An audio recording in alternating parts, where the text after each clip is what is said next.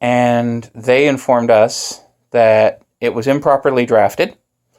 We do not need to let our landlords know in which way it was improperly drafted, and that we are free to ignore the notice of termination, that it has no force and effect.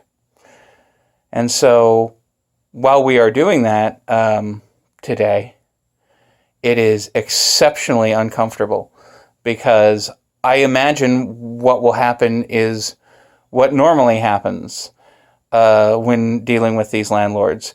We find something that they've done inaccurately, such as the double billing, which, I somehow imagine was on accident, but there's a lot of pride wrapped up in what's going on here, because immediately we get a story that makes no sense. My favorite, an argument during May, they said that if our legal names had changed, because there's 3 trans women in this house, they said if our legal names had changed, that the lease was null and void. And then in September they said that, we were just doing that to make sure that there wasn't anyone new living there. I'm like, that doesn't really track. And I have that correspondence. We have, as I said, recorded video of at least one maintenance worker, because frankly, after trying very patiently to get these guys to recognize their obligations, we just stopped presuming anything resembling good faith. Give you an example: the caulking issue in the tub and the leaking from the back of the toilet. Yeah, we were directed to view Section 6, subsection C of our rental agreement, which says that the tenant is responsible for any and all costs incurred from clogged drains. I'll leave it to you to work out in your head how the back of a toilet tank leaking due to sealant failing around a screw, and I'll leave it to you to figure out how water damage from caulking failing around a tub is in any way a drain that's clogged.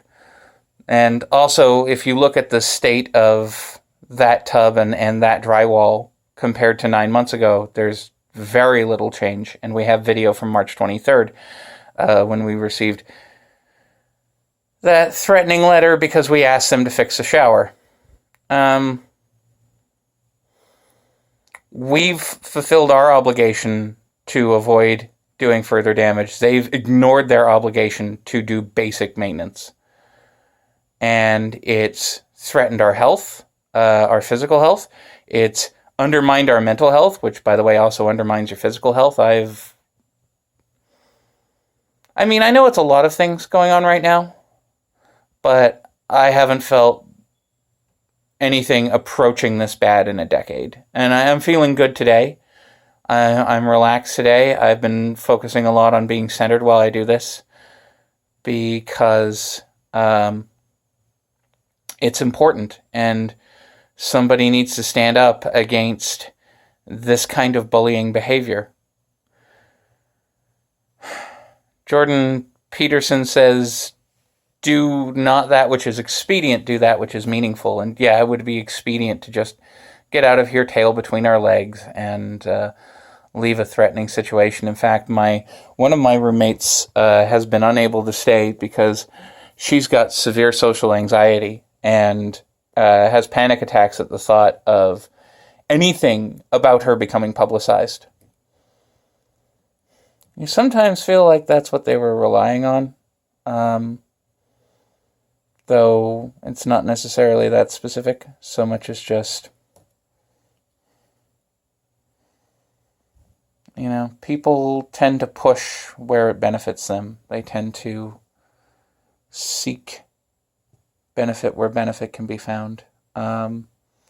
Apparently at this point, even to the point of ignoring really basic obligations, like keeping the air breathable in a suite, keeping a bathroom functioning, engaging with your tenants as though they're not actively trying to damage a place that they haven't actively damaged, and in fact, which has been damaged because there hasn't been a proper remodel done. And there was something that was prone to damage, and instead of engaging in the added level of maintenance required to prevent that damage, they've just thrown up their hands and decided that it's our issue.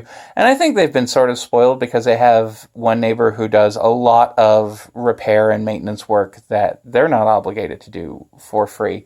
It's a neighbor in the adjoining basement suite, and we've recorded a video earlier about a mouse hole that sure looks like it came from that suite. In that video, I named the property management company, but I'm not doing so in this one. This is serving as notice to them that their notice of termination is improperly drafted, and that, again, we are not obliged, nor are we advised to tell them why. That we are getting that we've arranged for a health inspection, though the date has yet to be finalized on that.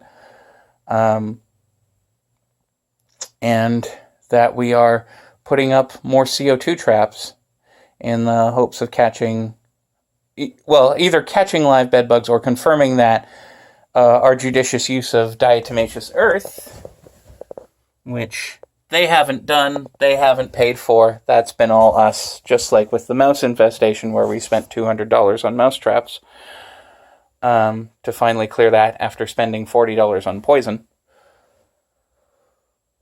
That our eradication efforts worked. I would really like if our eradication efforts worked. I'm just not that confident. And it's also worth noting that bed bugs increase anxiety. A retaliatory landlord who doesn't fulfill their basic obligations, such that you're still trying to get them to repair the shower and toilet, so you don't even mention that the dryer's not working. I think we mentioned offhandedly in one letter, but it was just like there were bigger fish to fry. We were hoping to get them down off their high horse, but their response has been not to see any attempt to be reasonable. And it's as one commentator I follow says, there is no appeasing a narcissist. And I think what I see is a lot of narcissistic rage from people who haven't been doing this long, and I think thought it was theoretically easier than it's turned out to be for them, which is why they leave this place in such deplorable condition. But yeah, oh no, I mean there's coffee stains. We should wipe those down. But you know, I'm not a religious person, but I'm pretty sure that most books talk about having a sense of proportion and knowing who is doing what in terms of damage. And if you have stated goals, you know, pursuing those goals. Anyway, what was I saying earlier? I was saying, that's right, we would get a new stove because the old stove was shorting out if we cleaned this one. Well, I had cleaned it top to bottom. I even CLR'd the metal box to remove rust from the top. And the guy comes to pick it up, and he's like, I don't know why you're doing that. It's just going to go and get scrapped.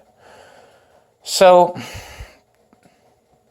it really seems like our landlords are more interested in having us panic and perform work than improve the situation of the suite. And now they're trying to disproportionately enforce rules against us that they're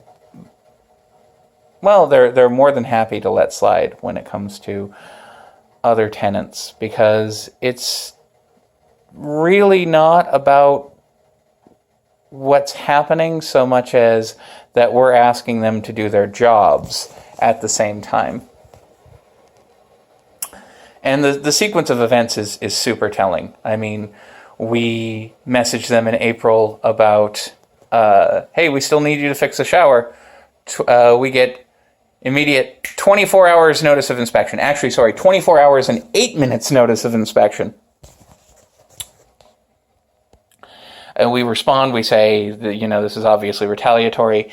They say, about 8 minutes, or 8 minutes, 8 hours before the scheduled inspection, that in fact, on reading this, they are suspending the inspection, and they'll respond to the letter about retaliation shortly. No response happened. Just like no response happened to the email with the 8 forums discussing exactly how that can happen in the bathroom, and the Homes on Homes episode.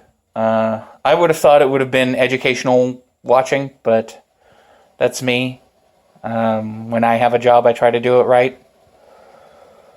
I'm not these people. And people like these have to be fought.